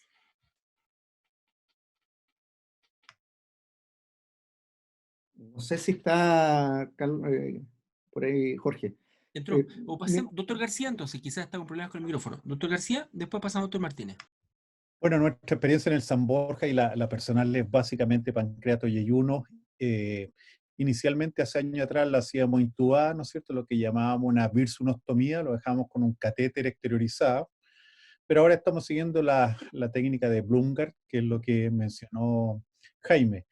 Pero siempre yo creo que el cirujano que realice una pancreatodenectomía debe tener toda la herramienta a mano. Por ejemplo, nosotros cuando encontramos un páncreas blando y con un conducto muy pequeño y no posibilidad de ponerle un stent ahí, preferimos la pancreatogastroanastomosis. Es poco frecuente en cáncer de páncreas, tal como lo mencionó Jaime. Por lo tanto, la respuesta es que el cirujano debe manejar ambas técnicas y elegirla de acuerdo a las condiciones locales que puede encontrar durante la pancreatodenectomía.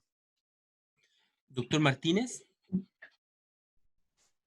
Alejandro, un comentario. Yo también prefiero la pancreato yeyuno en general. Creo que hace mucho tiempo que no hago una pancreato gastro. Eh, la evidencia no muestra, hay un trabajo hace poco tiempo, un metaanálisis Otro que concurso. mostraría un menor número de filtraciones con la pancreato gastro, pero es muy poca la diferencia. Yo creo que hay que hacer lo que uno está acostumbrado a hacer y lo hace bien, sobre todo en esto. Eh, la técnica de Blumberg tiene la ventaja que es muy reproducible y que fija muy bien el páncreas al asa de intestino. Personalmente a mí me gusta mucho. La pancreato gastro no me gusta, sobre todo cuando son pacientes jóvenes, creo que las secuelas que tiene el páncreas en el tiempo eh, eh, son importantes, la insuficiencia pancreática, pero estoy de acuerdo que en pacientes que tienen un conducto muy fino, un páncreas muy blando, como puede ser en algún tumor neuroendocrino o en una lesión tipo eh, quística con cierto potencial maligno, puede ser una alternativa. Pero en lo personal yo me quedo con la pancreato Yeyun, con técnica de Blumberg. perfecto. Doctor Martínez, parece que nos pasan. Ya. La segunda pregunta. Cuando hay una reconstrucción del tracto digestivo, ¿cuál es la opinión de la mesa en relación a la preservación del píloro?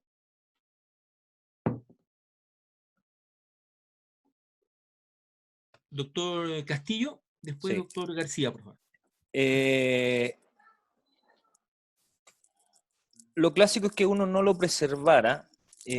A mí, yo estoy tratando de hacer ahora con preservación pilórica. No tengo nada demostrado, ni tampoco ninguna cosa aleatoria, o sea, randomizado en la literatura.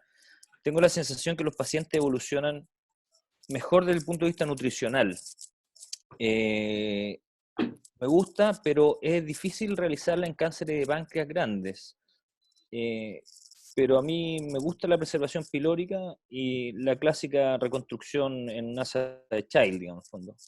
Y no a realizar la IDRU, porque creo que los problemas nutricionales a futuro no tenemos nada estudiado. Esa es la idea de nuestro grupo con el equipo de nutrición, ver la posibilidad de estudiarlo, pero tengo la sensación que es eso. No producen mayor retención gástrica y andan muy bien.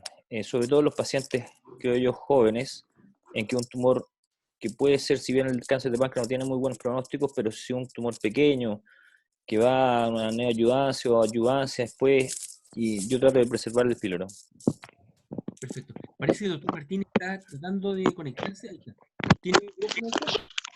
¿Me escuchan o no? Sí, ahora sí, doc.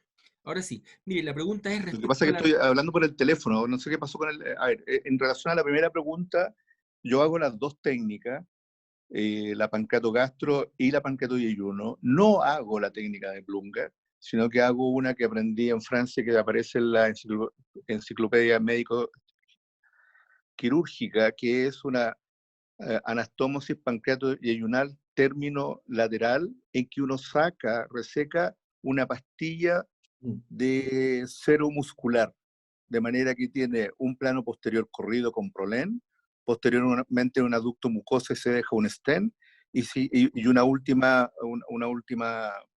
eh, punto corrido de cara anterior. La verdad que muy pocas fístulas con esa técnica, y como me va bien con esa, nunca aprendí la de Blumberg, que mis otros colegas de mi grupo son bien fanáticos de esa. El 40% más o menos de nuestras reconstrucciones, yo tengo un trabajo acá que lo traje, son pancreatogastro. Una de las razones, además de las mencionadas por el doctor García, de que no se pueda ver el virus, o sea, un páncreas muy blando, yo tengo otra razón, que es me toca mucho ayudar a las primeras pancreatoduodenectomías de mis fecados. Y cuando me toca ayudar, prefiero hacer una pancreatogastro.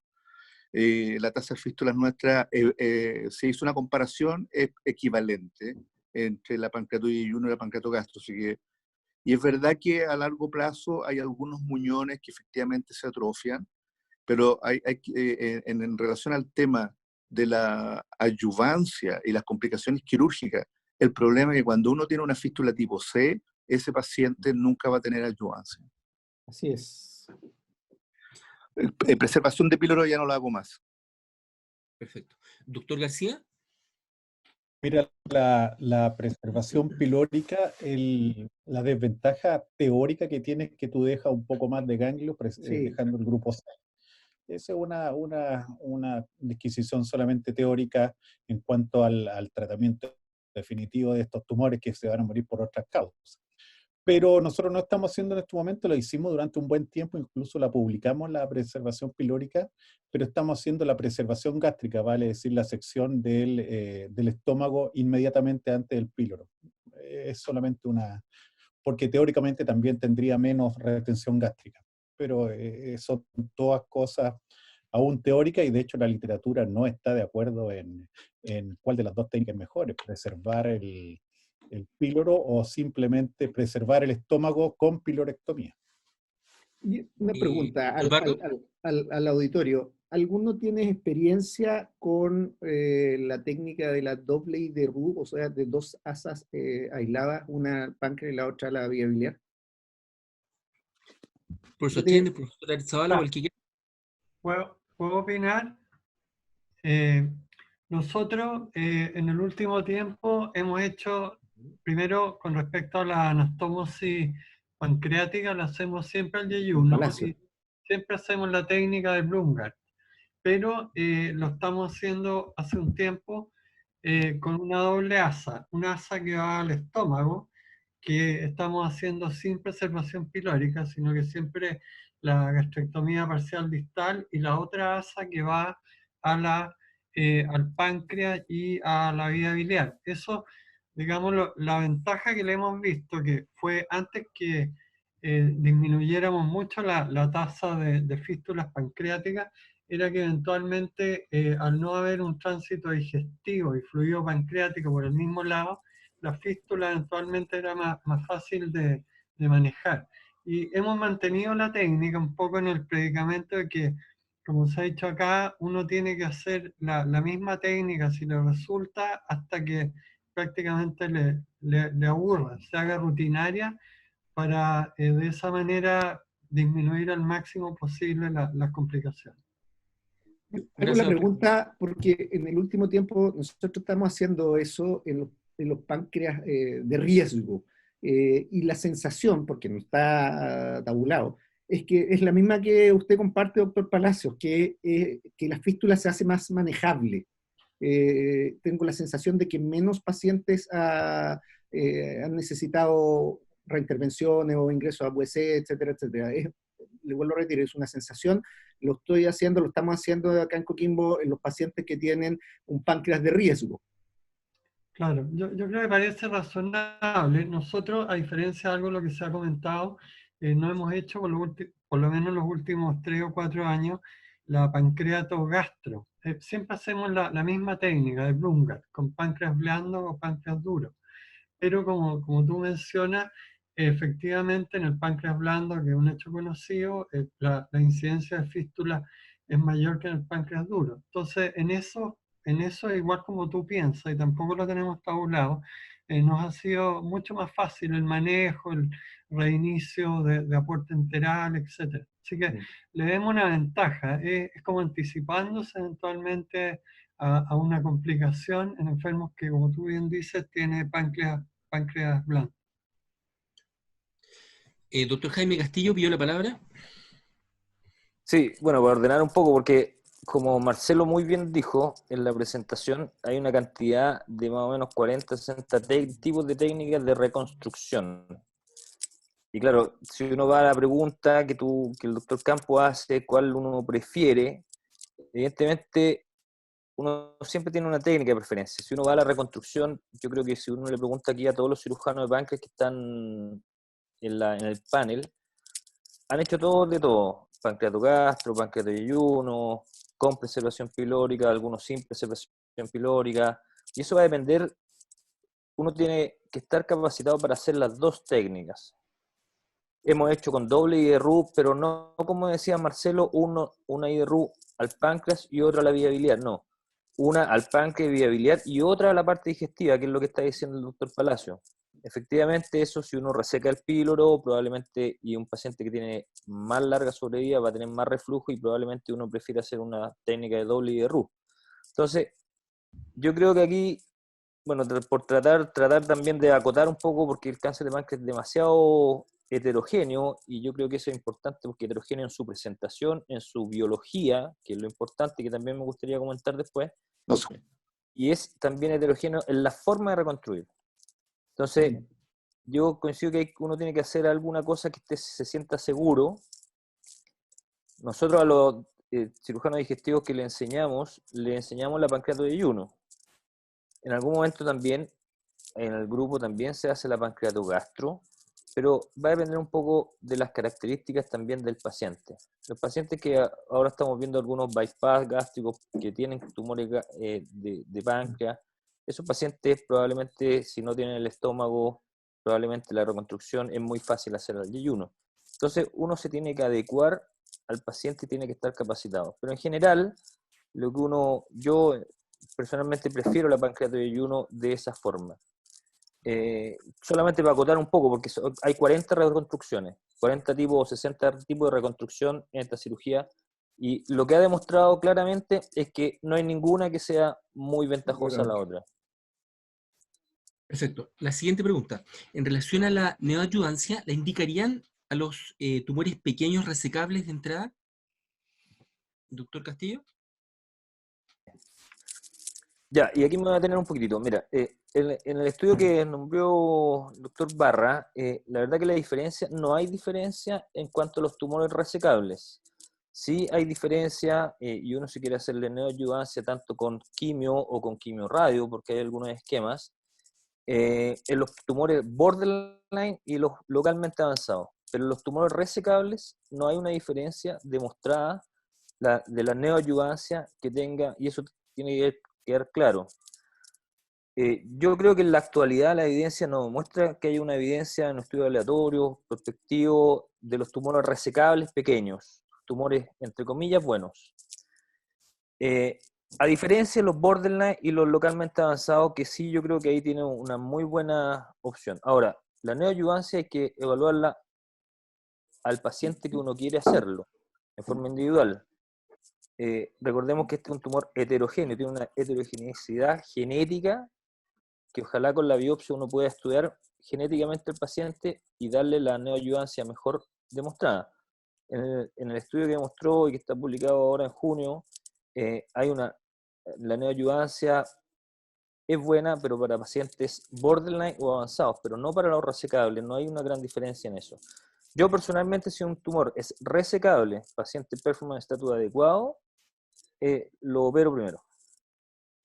Perfecto. Doctor Martínez. Yo estoy de acuerdo con el doctor Castillo, pero hay un factor biológico que en algunos pacientes sí indicamos neoadyuvancia, es que cuando el CA19-9 está muy alto, valores sobre 1000 implican una biología agresiva, y esos pacientes hemos preferido, nosotros lo vemos en comité, vayan a neoadyuvancia. Algunos de esos pacientes no llegan a cirugía, porque se diseminan durante la quimioterapia, pero básicamente estoy de acuerdo. Yo no sé si ustedes recuerdan los pacientes que yo presenté en el HPV de Temuco, eso fue hace varios años atrás, que fueron los primeros pacientes que se sometieron a neoadyuvancia, que era con quimio-radioterapia. Sí. Les puedo contar que esos pacientes que presenté, hay uno que sigue vivo, más de 10 años, y el otro recurrió a los 9 años en la vía biliar. Es de esos dos pacientes presentados. Tuvimos algunas complicaciones después, de manera que nuestro grupo se retiró de la radioterapia. Tengo la sensación que lo que hace el MD Anderson, porque ellos siguen dando quimio-radioterapia, tenemos que encontrar la receta o el mejor momento para operar después de terminada la radioterapia, para saber si tiene un rol. Efectivamente, los esquemas con quimio-radioterapia demostraron ser más nocivos que solo quimioterapia, pero están muy ligados a las complicaciones de la radioterapia. De manera que la radioterapia puede tener algún rol, y en la experiencia que me tocó vivir a mí con esos pacientes iniciales que hicimos en la Católica, es que son pacientes que tuvieron una larga sobrevida. Eran borderline y uno era localmente avanzado. Doctor Carlos García. Oye, mira, tú hay que tener un concepto bien claro aquí en cáncer de páncreas. No porque un tumor mida 2 centímetros es bueno. No porque un tumor mida 1,5 centímetros, tú estás dando una característica del tumor. Y ustedes todos lo han dicho acá, que este tumor tiene una heterogeneidad genética y un comportamiento tan poco predecible que tomar una decisión por el tamaño de 2 centímetros o 1,8 o 2,6 no es lo más lógico que pareciese, ¿no es cierto? Y ustedes han visto qué es lo que pasa cuando se hace cirugía de entrada, sobrevidas de 20% a 5 años. Por lo tanto, hay un factor ahí que está fallando, y ese factor creo que es el estudio a profundidad de las características biológicas de ese tumor. Y tal como dijo Jorge, una de esas características biológicas puede estar demostrada por los niveles de CA19-9 preoperatorios, pero podrían estar, por ejemplo, midiendo la inestabilidad microsatelital, por ejemplo, en el estudio preoperatorio, que te va a decir qué tan agresivo o qué no tan agresivo es ese tumor benigno y bueno de 2 centímetros.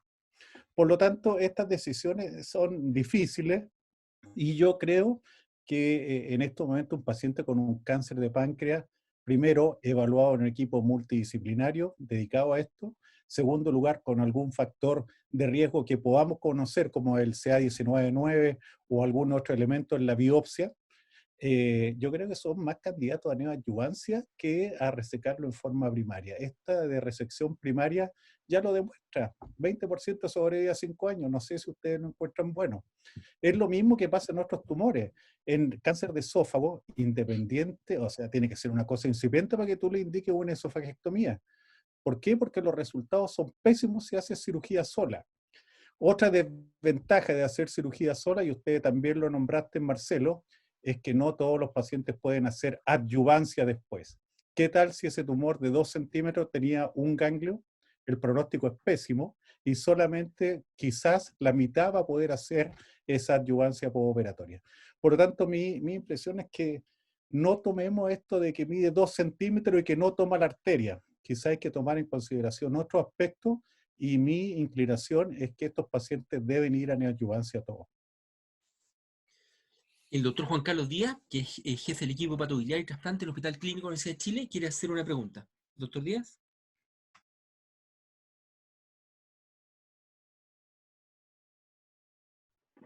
¿Aló? Sí, ¿se escucha bien, Doc? Dele nomás. Sí, perdón, es que voy manejando. En realidad no era que Marcelo preguntó si alguien tenía experiencia con 2 asas de IRUE independiente, y yo le mencioné que sí. Esa fue toda mi pregunta, digamos, o sea, no mi comentario, ¿no? Perfecto. Gracias, Doc. Bueno, yo, ya que que estoy aquí en la voz, yo tengo mis serios reparos a la interpretación en el fondo de los datos de la neoayudancia y de la ayudancia, pero eso es un tema largo, no es como para discutirlo aquí, pero yo creo que a veces nos confundimos un poquito en el análisis de esas cosas. Estoy súper de acuerdo del doctor Díaz, porque la verdad que hay una mezcla de peras y manzanas en los estudios.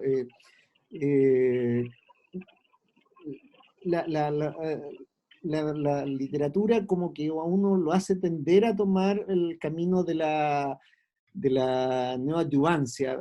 Personalmente creo que a lo mejor nos va a pasar lo mismo que en otros tumores, que vamos a terminar en eso, por todo lo que comentaba Carlos García, pero en el momento actual, vuelvo a repetir, que yo lo he dicho varias veces, muchas veces la decisión de esto tiene que ser tomada con muchos otros factores. Tal vez en un tumor buenito vamos a ir a la resección más que a la neoadyuvancia. Ya. Otra pregunta. A juicio de la mesa, ¿cuál sería el rol del abordaje laparoscópico en la cirugía del cáncer de páncreas? Doctor Castillo, doctor Martínez y doctor García. Dos cosas. Cáncer de páncreas nunca es bueno. Peor cáncer de probablemente de la parte digestiva. Y lo otro, la cirugía laparoscópica, yo creo que es una aproximación al abdomen. Esa es mi apreciación en toda la cirugía oncológica y digestiva. Si uno puede hacer lo mismo y bien por vía laparoscópica, yo soy partidario. A mí me gusta, yo no, he operado 7, 8 Whipple laparoscópicos solamente. No tengo una gran experiencia en Whipple laparoscópico, pero creo que si uno lo puede hacer bien, sin saltarse criterios oncológicos, creo que no veo por qué no hacerlo. Ahora, para cánceres del lado izquierdo, en el fondo del eje mesentérico, yo creo que es el gold standard. Pero yo creo que es una aproximación al abdomen sin saltarse criterio oncológico. Esa es mi opinión. Doctor Martínez. Yo opino más o menos lo mismo. Creo que en el cáncer de páncreas corporacaudal, probablemente hoy día el estándar es hacerlo por vía laparoscópica porque demostró el número de ganglios y en tipo en la resecabilidad y en la aproximación oncológica ser equivalente. Y yo creo que la pancreatovenectomía, de cual yo solo he hecho una, y que me ayudó el doctor Jarufe, así que yo era su becado en ese momento, la verdad es que creo que va a llegar a ser igual. Una aproximación en pocas manos. Lo que sí, de la presentación del doctor Barra, a mí me gustaría aclarar, es importante porque tenemos más de 300 gente participando en un cáncer que tiene muy mal pronóstico. ¿Y por qué hay tanta gente que le interesa esto? Porque esto es una cirugía entretenida, desafiante para los cirujanos. El problema de eso es que muchos de nosotros hacemos pocos en distintos lugares. De manera que primero hay que ver si estamos haciendo la cirugía clásica y estándar en forma correcta. ¿Cuáles son nuestros porcentajes de fístula? ¿tenemos el mínimo de ganglios resecados en nuestra serie o tenemos menos? De manera que, si bien un grupo probablemente terciario de élite de las universidades y de varios centros están explorando la aproximación laparoscópica, yo creo que en lo técnico primero tenemos que ver cómo estamos resecando a los pacientes en vía abierta. Perfecto. Doctor García. Bueno, Marcelo, ustedes todos conocen que tenemos más de 20 pancreatovenectomías laparoscópicas, pero la elegimos, ¿ah? Y por ejemplo, en cáncer de páncreas no. Y en cáncer de páncreas no, porque la pancreatovenectomía es una pancreatonectomía especial. Por ejemplo, el control de la arteria, ya sea lo que se llama el artery first approach, lo empleamos casi siempre en estos pacientes, vale decir, tratamos de aislar la arteria en su origen en la aorta o bien desde la raíz del mesocolon. Por lo tanto, y además que es importante, ¿no es cierto?, el borde pancreático que tiene que ver en el proceso uncinado y que está en relación a la mesentérica superior, arteria me refiero. Por lo tanto, pancreatovenectomía laparoscópica en cáncer de páncreas no. ¿Cuáles sí son algunas indicaciones? Por ejemplo, un ampuloma, un cáncer de vía biliar distal, pero en cáncer de páncreas no. Perfecto. Otra pregunta del panel. En el estudio del cáncer de páncreas, ¿cuándo utilizan el PET-CT? O si no lo utilizan. ¿Cómo examen? Yo muy Doctor simple, Castillo. como etapificación no. Por lo tanto, etapificación un buen escáner, y si no se ve, probablemente uno puede discutir si usa la endosonografía en una lesión pequeña, si es que no se ve, pero en general como etapificación el PET-CT no.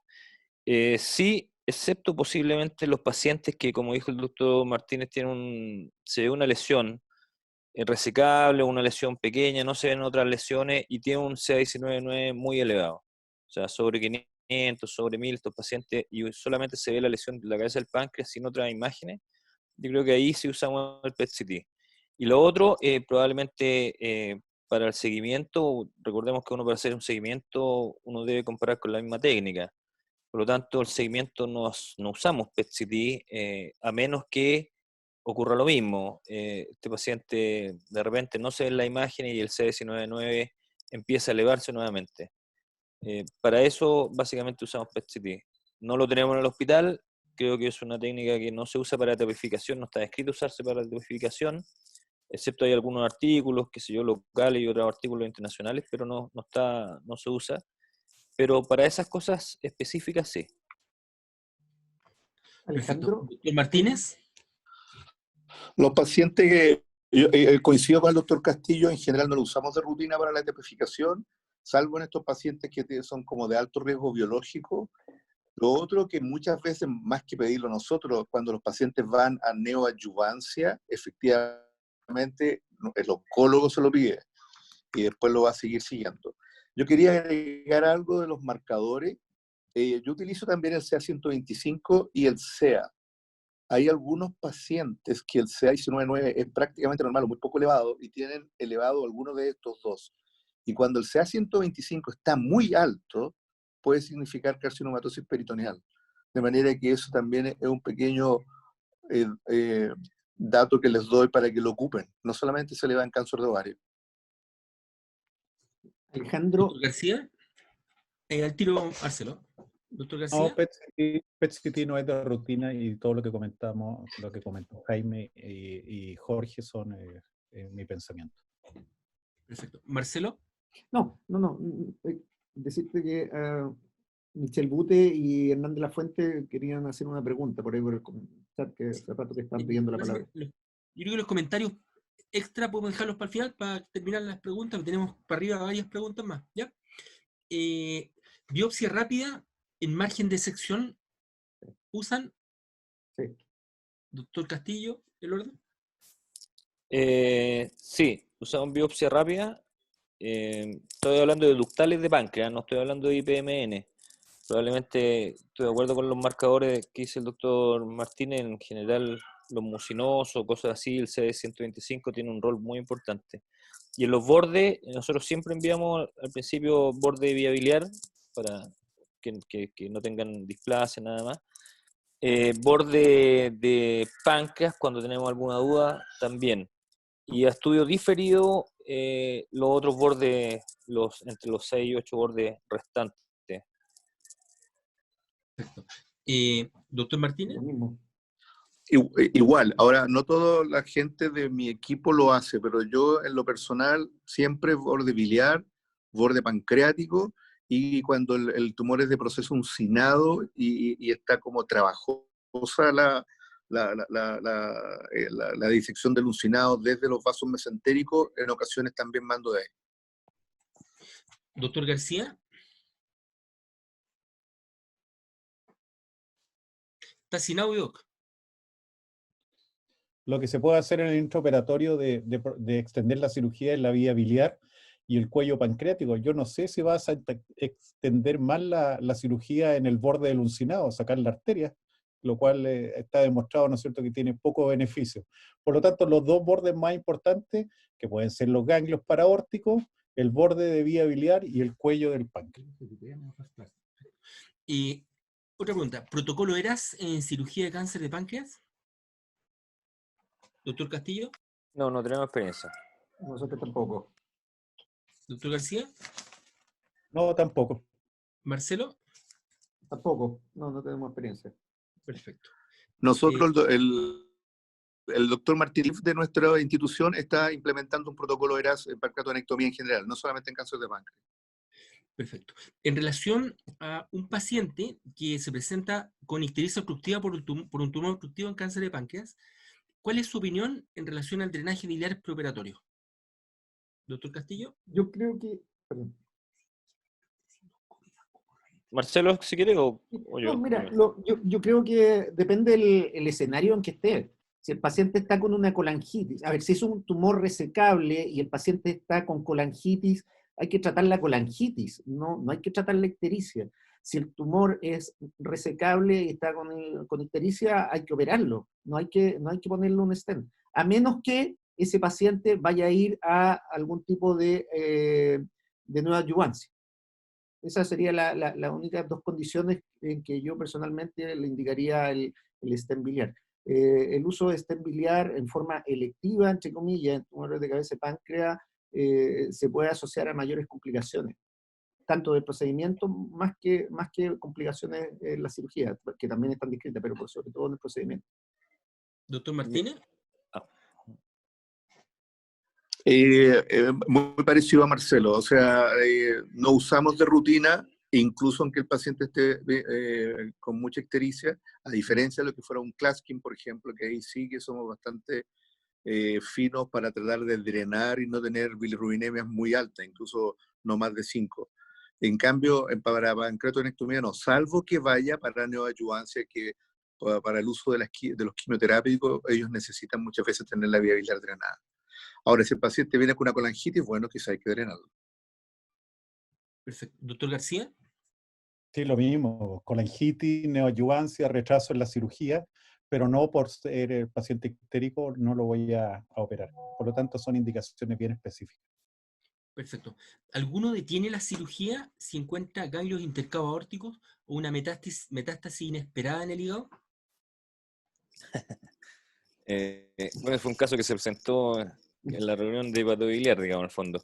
A ver, dos cosas. Nosotros, Sten no alcancé a responder.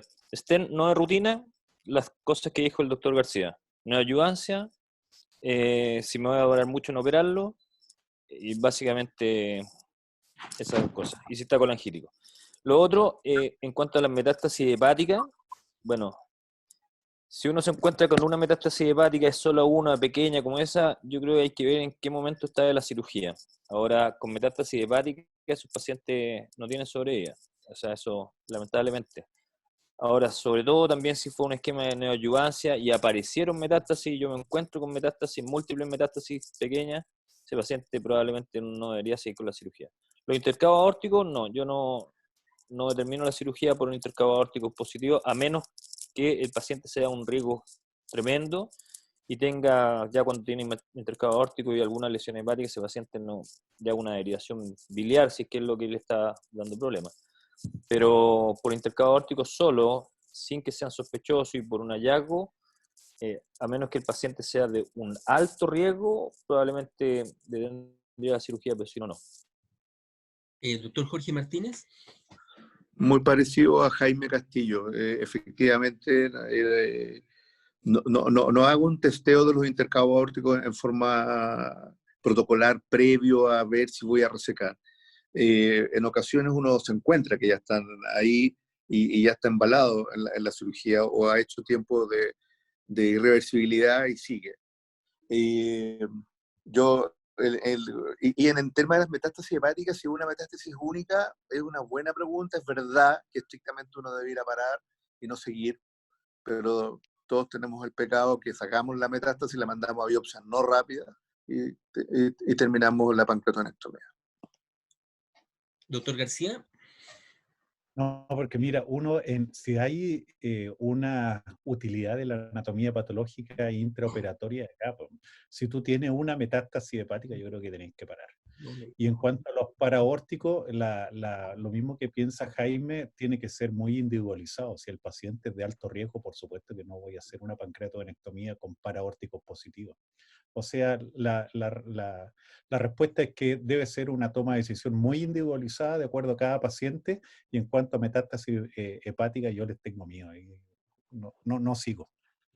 Totalmente de acuerdo. Nosotros acá en Coquimbo pasamos Marcelo. por un periodo hace como 10 años que de rutina le hacíamos, 10, 12 años atrás de rutina hacíamos intercambio aórtico y parábamos la cirugía, hasta que nos empezamos a arrepentir porque veíamos que los pacientes estábamos hipotecando de alguna u otra forma la poca alternativa de sobrevida. Ahora, en pacientes muy seleccionados, intercambio aórtico, porque tengan un performance de estatus más bajo, o pacientes que sean de mucho riesgo.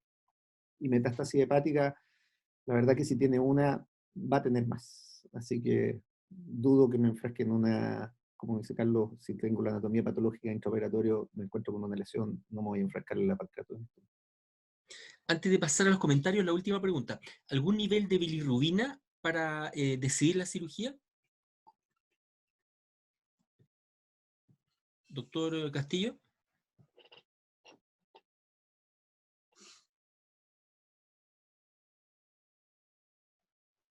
No, doctor Castillo. No se escucha. Ah, ya. ¿Algún nivel de bilirrubina para definir si se opera o no se opera antes de la cirugía? ¿Sí? Doctor Castillo. Está sin audio. No se escucha. O no tengo yo. No se escucha, Jaime. Mira, Doctor García, pásame. Doctor García. No, mira, una ictericia sobre 30, no sé, parece prudente drenar primero, sobre 25. ¿Y ese drenaje sería endoscópico o transperietopático? Siempre endoscópico es la primera alternativa, y hay que tener presente que cualquier drenaje endoscópico vas a tener mayor posibilidades de complicaciones sépticas en el postoperatorio. Así que siempre hay que balancear todo este tipo de cosas y tomar la decisión muy individualizada. Pero, como te digo, una ictericia sobre 30, drena a lo mejor, antes de operar. Doctor Martínez. Mira, yo en general solo si está con colangitis o va a neoadyuvancia. He hecho pancreatonectomías con ictericias de 30 y la verdad es que los pacientes andan bastante bien. Doctor Castillo. Yo la drenaría solo dependiendo de la condición del paciente. Si ese paciente es asociado a la hiperbilirubinemia intensa, tiene algún trastorno de la nutrición y que uno sabe que mejorándolo, o sea, haciéndolo en la colangia endoscópica, eso puede ir ayudando y mejorar sus condiciones generales, tal vez. Pero solamente tomando en cuenta un valor único de hiperbili, no. Ya.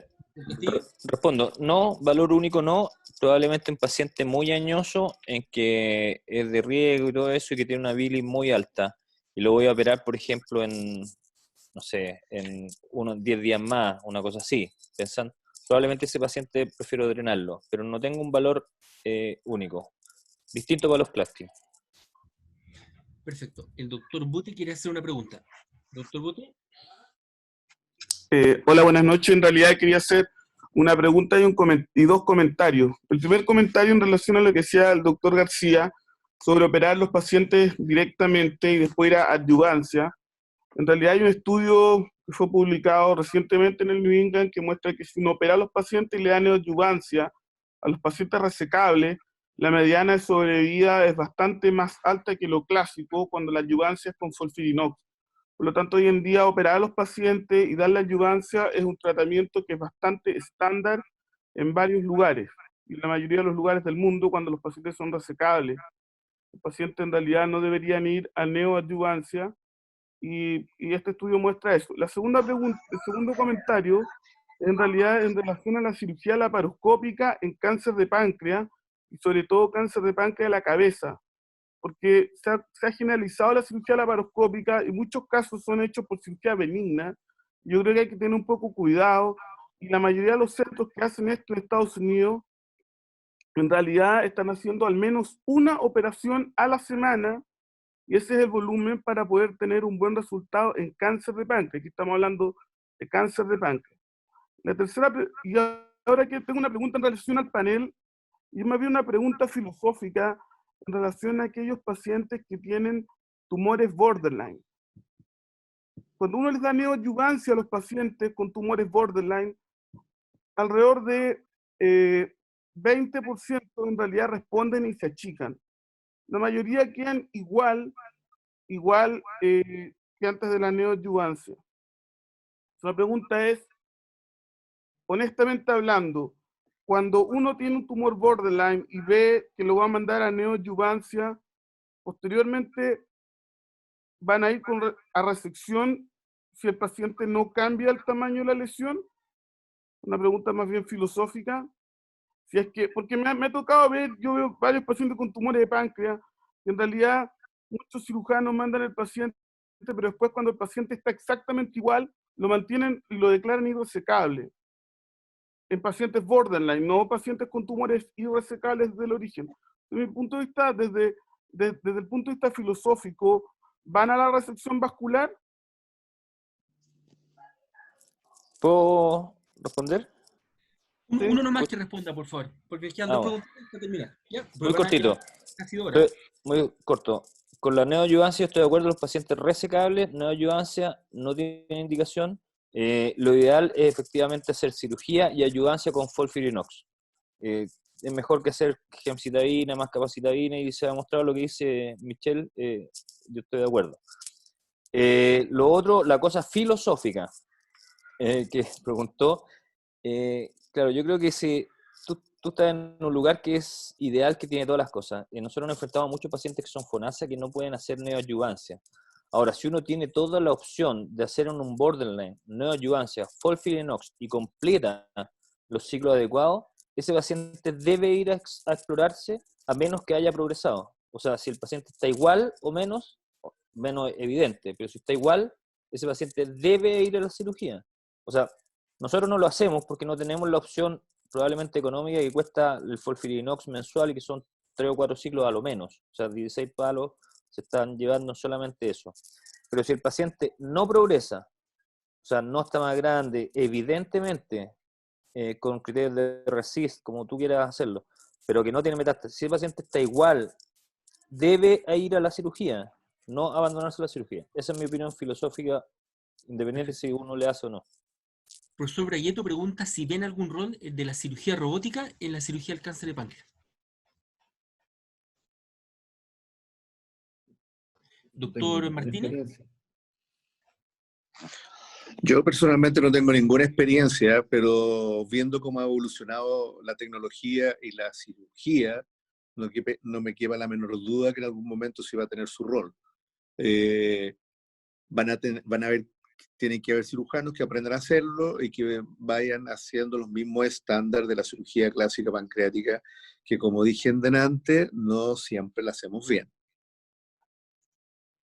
Perfecto. Y la última pregunta al doctor Soré, si tiene algún rol en la cirugía, en la paliación del cáncer de páncreas. Doctor García. ¿Cómo? Si la cirugía tiene algún rol en la paliación. En paliación. No que sea curativa, sino en paliación.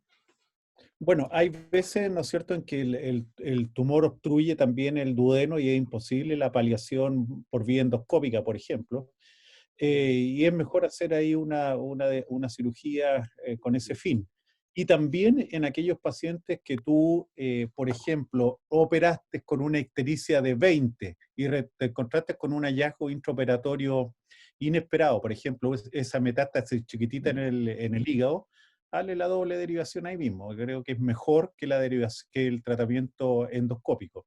Por lo tanto, todavía tiene un rol, yo creo, la cirugía, pero en esos casos muy, muy específicos.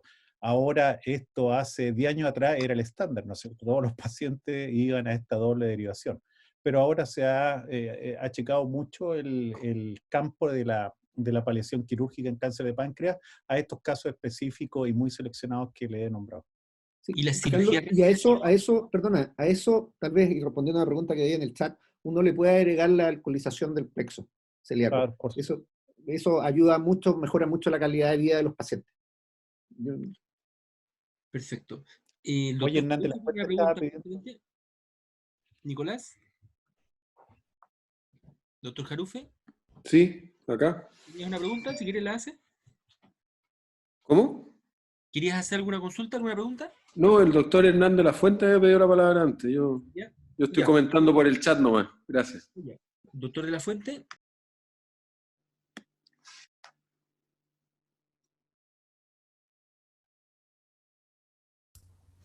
¿Se escucha?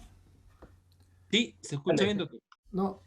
Yo quería hacer un comentario de básicamente matices de algunas cosas que se han dicho. Primero, quería recalcar, especialmente si hay mucha audiencia de médicos en formación, de que el tratamiento del cáncer de páncreas es siempre multimodal. Si pretender tratar el cáncer de páncreas con una modalidad terapéutica es no hacer las cosas como hay que hacerlas. Y partiendo de la base que es multimodal, hay algunas cosas que yo creo que vamos a tener que ir incorporando en el tiempo que en este momento no son estándar. Una de ellas es que es deseable tener una biopsia. La biopsia es importante, primero, para saber de qué estamos hablando. No hay que olvidar de que hay diagnósticos diferenciales que no son adenocarcinoma ductal, que se ven como un carcinoma ductal. Yo he visto pacientes tratados como carcinoma ductal sin haber tenido jamás una biopsia, que fueron incluso llevados a quimioterapia o operados. Lo segundo es que esa biopsia, hoy en día podemos incorporarle marcadores. Y los marcadores en ocasiones pueden definir qué tipo de quimioterapia vamos a usar. Si tiene el Carras mutado, por ejemplo, no vamos a usar FOLFIRINOX, ni tampoco gemcitabina sola, sino que gemcitabina Abraxane, que tiene mejores resultados. Además de la biopsia, la tecnología aquí es fundamental. La endosonografía es un examen que por lo menos nosotros lo usamos para todo. Lo usamos para tomar biopsia, lo usamos para etapificar localmente el compromiso vascular, lo usamos para la alcoholización del plexo celíaco. Les recuerdo que es el método de elección para eso, ya que es muy seguro hacerlo por esa vía, mucho más seguro que por cirugía abierta. Y además de eso, hay un punto que se tocó que yo creo que es bien importante, que cuando uno está haciendo cirugía pancreática oncológica, uno tiene que tener clara cuál es su estadística, cuáles son sus resultados, cuál es su benchmark.